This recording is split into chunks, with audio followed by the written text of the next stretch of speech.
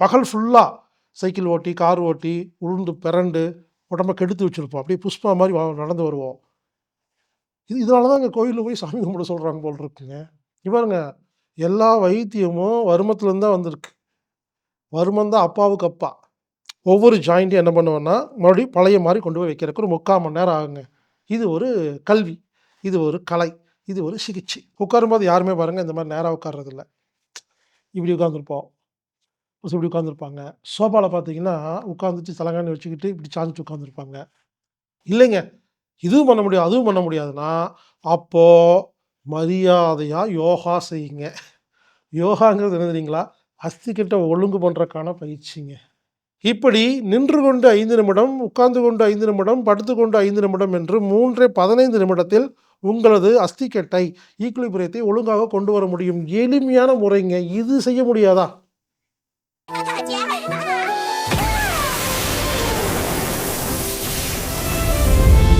RSP பானம் அம்மி தற்சார்பு சந்தையில கிடைக்கும். நீங்க வாங்கி பயன்படுத்தலாம்.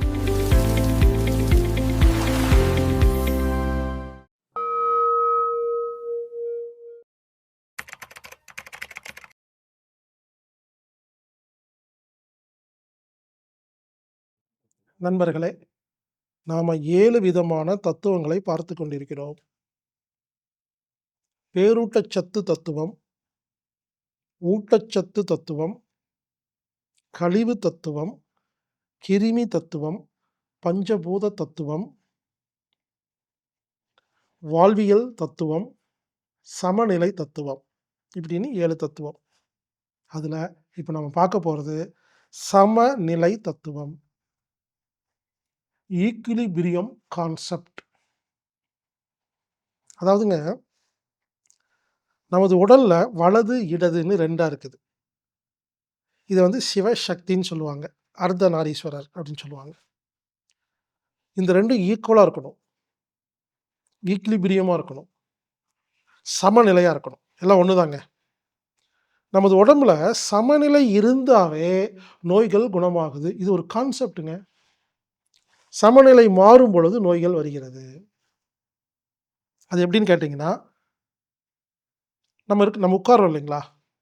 உட்காரும்போது யாருமே பாருங்க இந்த மாரி நேரா உட்கார்றதில்ல. இப்படி உட்கார்ந்திருப்போம். இப்படி உட்கார்ந்திருப்பாங்க. சோபால பார்த்தீங்கன்னா, உட்கார்ந்துட்டு தலகாணி வச்சுக்கிட்டு இப்படி சாஞ்சுட்டு உட்கார்ந்திருப்பாங்க. கார்ல உட்காரும்போது வேற மாரி உட்காருவாங்க.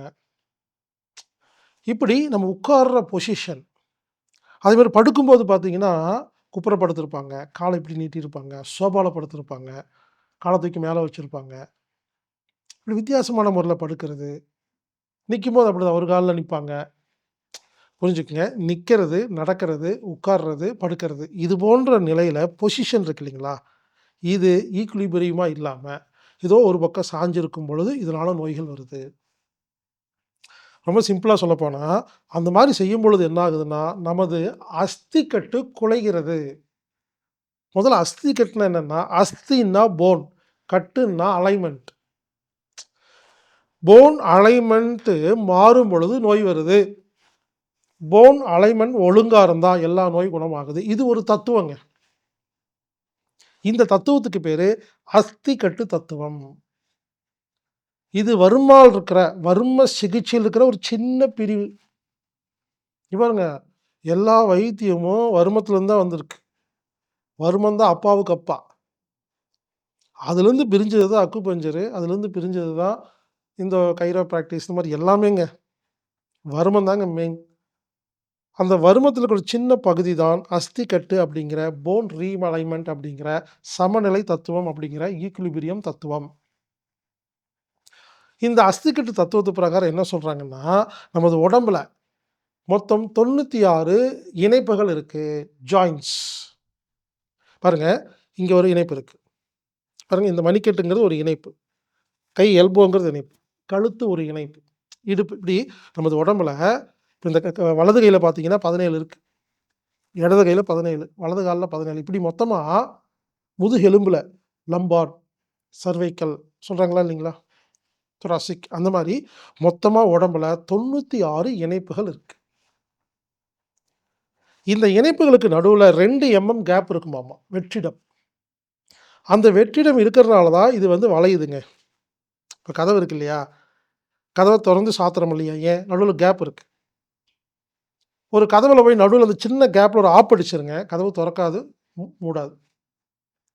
நமது உடம்பில் முக்கியமாக 96 இடங்களில் போன் ஜாயின்ட்ஸ் இருக்கு. இது எலும்பு இணைப்புகள். இதுல 2 கேப் இருக்கும். இது 1 கேப்பா மாறுனா நமக்கு வலிக்கும். அப்ப மூட்டு வலின்னா என்ன? மூட்டுல இருக்கிற கேப் குறைஞ்சிருச்சுன்னு அர்த்தம். 2 இருந்தா ஆரோக்கியமா இருக்குங்க. 1 கொஞ்சம் அந்த அந்த கேப் குறைஞ்சா வலிக்கும். இது அதிகமாயிருச்சு. 3 ஆயிருச்சு வலிக்கும். 3 ஆனா வலிக்குங்க. 4 ரொம்ப ரொம்ப வலிக்கும். தாங்கவே முடியாத வலி. 2 இருக்கு. 1 ஆயிருச்சு. அப்ப என்ன ஆகும்னா, பாதி அசையும், பாதி அசையாது. சில பேர் அப்படிதான். இதுவரைக்கும் கழுத்து திருப்ப முடியுங்க. அதுக்கப்புறம் திருப்ப முடியாது. ஏன்னா, அந்த சைஸ் குறைஞ்சிருச்சுன்னு அர்த்தம். கேப். 2 மொத்தமா அடைஞ்சிருச்சு. கேப்பே இல்லைன்னா, கழுத்தையே திருப்ப முடியாது. கையவே தூக்க முடியாது. இப்படி ஒரு ஜாயிண்ட்ல 2 ஒண்ணு 1 மாறலாம், இல்ல 0வா மாறலாம், இல்ல 3 மாறலாம், 4 மாறலாம். இல்லையா இப்ப 2 ஜாயிண்ட்ஸ் இருக்குன்னு வச்சுக்கங்களேன். முன்னால நகரலாம், பின்னால நகரலாம், ரைட்ல நகரலாம், லெஃப்ட்ல நகரலாம். இல்ல ட்விஸ்ட் ஆகலாம். இப்படிதாங்க இவ்வளோதாங்க. இப்படி நம்ம உடம்புல இருக்கிற ஜாயிண்ட்ஸ் எல்லாம் அஸ்திக்கட்டு அப்படிங்கிற சிகிச்சையோட கான்செப்ட் என்னன்னா, நம்ம உடம்புல இருக்கிற 96 ஜாயிண்ட்டும் கரெக்ட்டா 2 கரெக்ட்டா இருந்தா, நமது உடம்புல எல்லா வியாதிகளும் குணமாகிவிடும். இது ஒரு தத்துவங்க. இதுவும் நாம் தெரிஞ்சுக்க வேண்டியது இருக்கு. இதுல பிரச்சனை வரும்பொழுது, அதுக்கு சம்மந்தமான நோய்கள் வருகிறது அப்படின்னு அஸ்திக்கட்டு தத்துவம் சொல்லுது. அப்போ இதுக்கு ஒரு வைத்தியம் இருக்கு. இந்த வைத்தியத்த யார் கத்துக்கிட்டாங்களோ, இன்னொருத்தருடைய 96 ஜாயிண்ட்டையும் 45 நிமிஷத்துல சரி பண்ணலாம். இப்ப எனக்கு அஸ்திக்கட்டு வைத்தியம் தெரியும். நீங்க வந்தீங்கன்னா, ஒரு 3/4 மணி நேரத்துல ஒவ்வொரு ஜாயிண்ட்டையும் என்ன பண்ணுவேன்னா, மறுபடியும் பழைய மாரி கொண்டு போய் வைக்கிறதுக்கு ஒரு 3/4 மணி நேரம் ஆகுங்க. இது ஒரு கல்வி. இது ஒரு கலை. இது ஒரு சிகிச்சை. இந்த சிகிச்சை பல வருடமாக மறைக்கப்பட்டிருந்துச்சு. சென்னையில ஹீலர் முகமது ரஃபீக் அப்படிங்கிறவரு இந்த விஷயத்த நல்லா தெரிஞ்சு வச்சிருந்தாரு. அவர் மூலியமாக இதுவரை சுமார் 4000 பேர் கத்துக்கிட்டு உலகமெல்லாம் போய் அவங்கவங்க சிகிச்சை பண்ணிட்டு இருக்காங்க. அருமையான சிகிச்சை அஸ்திகட். எதுக்கு சொல்லிட்டு இருக்கிறேன்னா, இனிமேல் இங்க பாருங்க, இனிமேல் உட்காரும் பொழுது நேரா உட்கார்ந்து பழகுனாவே நோய்கள் குணமாயிருங்க. நடக்கும்போது நேரா நடக்கணும். இப்போ மிலிட்டரிலாம் பார்த்தீங்கன்னா, அந்த ட்ரெய்னிங் ஏன் தெரியுமா குடுக்குறாங்க? Attention, stand at is. நேரா நின்னு கைய கால ஆட்டி எதுக்கு நான் புரிஞ்சுக்கங்க. மிலிட்டரில ட்ரெய்னிங் என்ன தெரியுமா? அஸ்திகட்ட ஒழுங்கு பண்றதுக்கு தான் ட்ரெய்னிங். இந்த அஸ்திக்க மட்டும் ஒழுங்கு பண்ணிட்டா, அவங்க ஆரோக்கியமா இருப்பாங்க. எனர்ஜிட்டிக்கா இருப்பாங்க. அப்படின்னு கண்டுபிடிச்சு அஸ்திகட்ட தான் ட்ரெய்னிங்கா, எக்சர்சைஸா மாத்தி வச்சிருக்காங்க. ஈக்விலிபிரியம், சமநிலை. புரிந்து கொள்ளுங்கள். அதனால இனிமேலு எப்ப உட்கார்ந்தாலும் நேரா உட்கார்ந்து பழகுங்க. அ ரைட், லெஃப்ட் ஈக்குவலா இருக்கணும். படுக்கும்போது அதே மாரி தான். நடக்கும்போது, நிக்கும் பொழுது, முடிஞ்ச வரைக்கும் நேரா நின்னீங்கன்னா, அதுவே உங்கள் நோய்களை குணப்படுத்திவிடும். அப்ப என்ன பண்ணணும்? 1 1 அஸ்திகட்டு குலையாம, ஈக்விலிபிரியம் குறையாம நம்ம வாழணும். 1 இல்லன்னா, இந்த அஸ்திக்கட்டு சிகிச்சை தெரிஞ்சுக்கிட்ட போயிட்டு, நம்ம ஒரு 45 நிமிஷம் சிகிச்சை எடுத்துட்டு வரணும். இல்லன்னா, நாமளே இந்த வித்தைய கத்துக்கணும். பாருங்க எல்லாத்துக்கும் நான் ஆப்ஷன் குடுக்குறேங்க. 1 அஸ்திக்கட்டு சிகிச்சை எந்தெந்த ஊர்ல யார் யாரெல்லாம் குடுக்குறாங்க அப்படின்னு ஒரு பட்டியல் இருக்கு. ஒசூர்ல, சென்னையில, கோயம்புத்தூர்ல, எல்லா ஊர்லயும், மலேசியாவுல எந்தெந்த ஊர்ல யாரெல்லாம் அஸ்திக்கட்டு குடுக்குறாங்கன்னு பட்டியல் வேணும்னா, onestone9mango@gmail.comக்கு நீங்க இமெயில் பண்ணணும். ONE 1 STONE stone NINE 9 MANGO onestone9mango@gmail.comக்கு நீங்க ஐ வாண்ட் அஸ்திக்கட்டு லிஸ்ட் அப்படின்னு அனுப்பிச்சீங்கன்னா, உங்களுக்கு ஒரு பெரிய லிஸ்ட் வரும். அதுல அஸ்திக்கட்டுன்னு லிஸ்ட் இருக்கும். அதுல இருக்கிற நம்பருக்கு ஃபோன் பண்ணி, நீங்க உங்க ஊர்ல உங்களுடைய அந்த ஜாயிண்ட்ட ஈக்விலிபிரியத்த 3/4 மணி நேரத்துல ஒழுங்கு பண்ணீங்கன்னா, உங்களது வியாதிகள் தானாக குணமாகும். இது ஒரு கான்செப்ட். அப்படி இல்லைன்னா நீங்களே அஸ்திக்கட்ட கற்றுக்கலாங்க. 5 நாள் ஆன்லைன் வகுப்பு, 2 நாள் நேரடி வகுப்பு.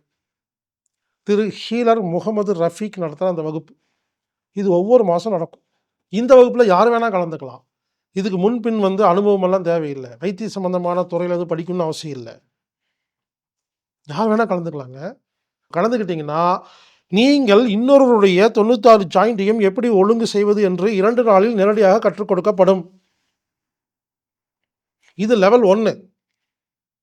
லெவல் 1ல் நாம் மற்றவங்களுக்கு எப்படி அஸ்திக்கட்டை ஒழுங்கு செய்கிறதுன்னு பயிற்சி. லெவல் 2ல் நமக்கு நாமே எப்படி அஸ்திக்கட்டை ஒழுங்கு செய்கிறது அப்படிங்கிறத பயிற்சி. லெவல் 3ல் இனிமேல் அஸ்திக்கட்டு களையாமல் எப்படி வாழ்கிறதுங்கிற பயிற்சி. 3மே மிக அருமையான பயிற்சிங்க.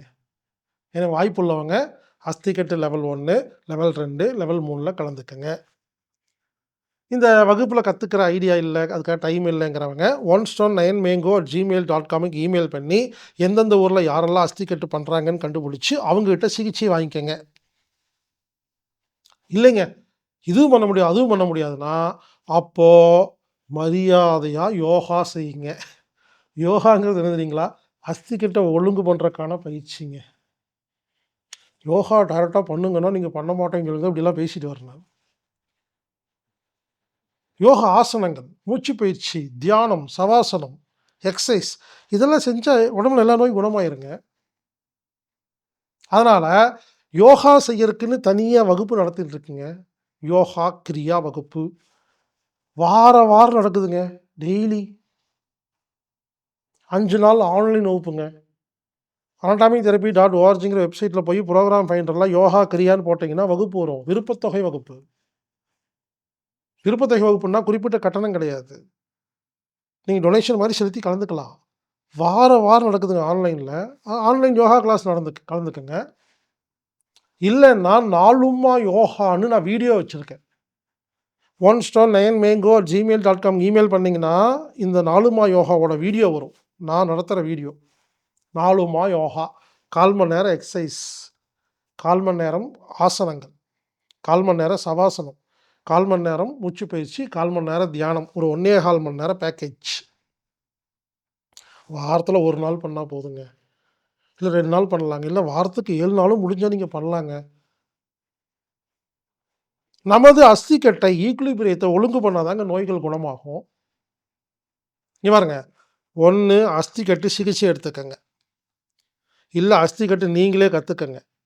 இல்லை நாளுமா யோகாங்கிற அந்த வீடியோவை வாங்கி வீட்டில் உட்காந்து பார்த்து நான் செய்வேன், கூடவே சேர்ந்து செய்யுங்க.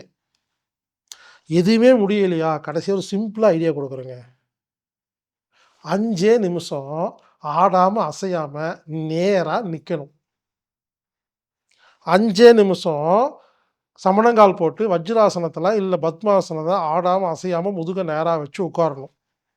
5 நிமிஷம் முதுகை கீழே வச்சு கை கால்களை நீட்டி சவாசனம் பொசிஷனில் படுக்கணுங்க. இப்படி நின்று கொண்டு 5 நிமிடம், உட்கார்ந்து கொண்டு 5 நிமிடம், படுத்து கொண்டு 5 நிமிடம் என்று 15 நிமிடத்தில் உங்களது அஸ்திக்கட்டை ஈக்குலிபிரியத்தை ஒழுங்காக கொண்டு வர முடியும். எளிமையான முறைங்க. இது செய்ய முடியாதா? சிம்பிளாக சொல்கிறேன் கேளுங்க. டெய்லி ஒரு பயிற்சியாக வச்சுக்கணும். கால் சேர்த்து வைக்கணும், நிற்கணும். பாருங்க, நமஸ்கார முத்திரை. நமஸ்கார முத்திரையில் 2 கட்டை விரலும் நெஞ்சு குளிக்கிட்டு இருக்கணும். இரு மார்புக்கும் இடைப்பட்ட பகுதி, இவ்வளோதாங்க. இப்படி வச்சுட்டு கால் நேரம் வச்சு நின்றுக்கணுங்க. கண்ணை மூட வேண்டாம். இல்லை மூட முடிஞ்சால் ஓகே. கண்ணை மூடி இருக்கிறது ரொம்ப ரொம்ப சிறப்பு. சில பேர் கண்ணை மூடினா தலை சுற்றும். அதனால் கண்ணை திறந்து வச்சுக்கலாம். 5 நிமிஷங்க அசையாமல் நில்லுங்களேன். வலது பக்கம் இடது பக்கம் ஈக்குவலாக இருங்க. பகல் ஃபுல்லாக சைக்கிள் ஓட்டி, கார் ஓட்டி, உருண்டு பிறண்டு உடம்பை கெடுத்து வச்சுருப்போம். அப்படியே புஷ்பா மாதிரி நடந்து வருவோம். இதனால தான் இங்கே கோயிலில் போய் சாமி கும்பிட சொல்கிறாங்க போல் இருக்குங்க. நேராக நிற்கணுங்க. கால் பக்கம் பக்கமாக வச்சு இல்லை ஒரு அடி தள்ளி வச்சு நேராக நிற்கணும். நமஸ்கார முத்திரை. இந்த கட்டவரல் 2ம் இரு மார்புக்கு நடுப்பட்ட பகுதியில் தொட்டுட்டு இருக்கணும். கண்ணை மூடி இருக்கலாம், கண்ணை திறந்துருக்கலாம். 5 நிமிஷம் குறைஞ்சது 5 நிமிஷம், அதிகபட்சம் 15 நிமிஷம் அசையாமல் நின்னீங்கன்னா இடது பக்கம் வலது பக்கத்தில் இருக்கிற அந்த மிஸ்மேட்ச், டிஸ்லொகேஷன்ஸ் எல்லாம் சரியாகுங்க. இதுவே பல நோய்களை குணப்படுத்தும். நின்றுட்டு 5 நிமிஷம் அடுத்து உட்கார்ந்துட்டு 5 நிமிஷம். உட்கார்றது எப்படி உட்காரணும்? பத்மாசனம் இல்லைன்னா சமணங்கால் போட்டு சாதாரண சமணங்கால். சமணங்காலுக்கு என்ன தெரியுங்களா பேரு? சுகாசனம். சாதாரணமாக சமணங்கால் போட்டு உட்காந்துக்கணும். முக்கியமான விஷயம் முதுகு நேராக இருக்கணும். 2 பக்கம் ஒரே மாதிரி வச்சிருக்கணும். எப்படி வச்சாலும் ஈக்லிபிரியம் பாருங்க, இது இப்படி வைக்கக்கூடாது. வச்சா இப்படி அதாவது வலது பக்கம் இடது பக்கம் ஒரே மாதிரி வச்சு உட்காந்துக்கணுங்க. எப்படி வேணால் உட்காந்துக்கலாம். சமணங்கால் போட்டு உட்காருங்க, இல்லை பத்மாசனம் உட்காருங்க, இல்லை வஜ்ராசனம். இருக்கிறதுலையே சிறப்பு வஜ்ராசனம். வஜ்ராசனத்தில் மட்டும்தான் ஈக்லிபிரியம் பர்ஃபெக்டாக மெயின்டைன் ஆகும். நம்ம சமணங்கால் போட்டு உட்காரும்போது கூட கொஞ்சம் கூன் உழுகும். வஜ்ராசனத்தில் கூன் நீங்கள் உழவே வைக்க முடியாது. பாருங்க, ஒன்று வஜ்ராசனம், இல்லை பத்மாசனம், இல்லைன்னா சமணங்கால் போட்டு உட்காந்துட்டு முதுகு நேராக இருக்கணும். 2 கையும் ஒரே மாதிரி வச்சுக்கணும். கண்ணை மூடிக்கணும். 5 நிமிஷம், குறைந்தது 5 நிமிடம், அதிகபட்சம் 15 நிமிஷம் உட்காந்து எந்திரிச்சு பாருங்க, ஈக்லிபிரியம் மெயின்டைன் ஆகும். ஆமாங்க, நான் அப்படிதாங்க கார் ஓட்டுவேங்க. 200 கிலோமீட்டர் 300 கிலோமீட்டர் கார் ஓட்டுவேங்க. ஓட்டு வந்தோன்னா ஒரு உடம்பு ஒரு மாதிரி இருக்கும். சமணங்கால் போட்டு உட்காந்துருக்குங்க, அவ்வளோதான். 10 நிமிஷம் உட்காருவேங்க. பார்த்தீங்கன்னா எல்லாம் செட்டில் ஆயிரும். வலது பக்கம் இடது பக்கம் ஈக்குவல் ஆயிரும். அடுத்து படுத்துட்டு பண்ணுறது சவாசனம். பாருங்க, குப்புற படுக்கக்கூடாது, சைடில் படுக்கக்கூடாது. முதுகு தண்டை கீழே வச்சு படுக்கணும். கால் 2ம் ஒரு அடி அகலத்தில் இருக்கணும். கை 2ம் உள்ளங்கை வானத்தை பார்த்து இருக்கணும். உடம்புலேருந்து 1 அடி தள்ளி இருக்கணும். இதாங்க கான்செப்ட். சவாசன பொசிஷனில் படுத்துட்டு கொஞ்சம் நேரம், குறைஞ்சது 5 நிமிஷம், அதிகபட்சம் 15 நிமிஷம் படுத்து பாருங்களேன், ஈக்லிபிரியம் கிடைக்குங்க. மீண்டும் சொல்கிறேன், நமது உடம்புல வலது பக்கம் இடது பக்கத்துக்குள்ள அலைன்மெண்ட் மாறும் பொழுது நோய் வருது. எலும்பு இணைப்புகளில் உள்ள பிரச்சனை வரும் பொழுது நோய் வருது. இதையெல்லாம் சரி செய்யணும்னா 5 நிமிஷம் அசையாமல் நில்லுங்க, 5 நிமிஷம் அசையாமல் உட்காருங்க, 5 நிமிஷம் அசையாமல் படுங்க, சரியாயிரும். இல்லை அஸ்தி கட்டு லெவல் 1, லெவல் 2, லெவல் 3 நீங்கள் வந்து கற்றுக்கங்க. இல்லை அஸ்தி கட்டு தெரிஞ்சவங்ககிட்ட போய் சிகிச்சை எடுத்துக்கங்க. இல்லைன்னா நாளுமா யோகாங்கிற என்னோட யோகாவை செய்யுங்க. இல்லைன்னா ஏதாவது ஒரு யோகா செய்து தினமும் நமது ஈக்லிபிரியத்தை, சமநிலையை மெயின்டைன் செய்யும் பொழுது நமது உடம்பில் நோய்கள் குணமாகிறது. நானும் பார்க்குறேங்க, பல பேர் எல்லாமே ஒழுங்காக பண்ணுறாங்க, ஆனால் நோய் குணமாகலை. அது என்னன்னு பார்த்தா சமநிலை ஒழுங்காக இல்லைங்க. அதனால் ஆரோக்கியத்திற்கு மிக முக்கியமான ஒரு விஷயம் சமநிலை தத்துவம், ஈக்லிபிரியம் கான்செப்ட். இப்போ உங்களுக்கு இது புரிஞ்சிருக்கும்னு நினைக்கிறேன். இனிமேல் ஈக்லிபிரியத்தை மெயின்டைன் பண்ணுங்கள், சமநிலையை மெயின்டைன் பண்ணுங்கள், அதை கெடுக்காமல் பார்த்துக்கங்க. அப்போது நமக்கு ஆரோக்கியம் நிச்சயம்.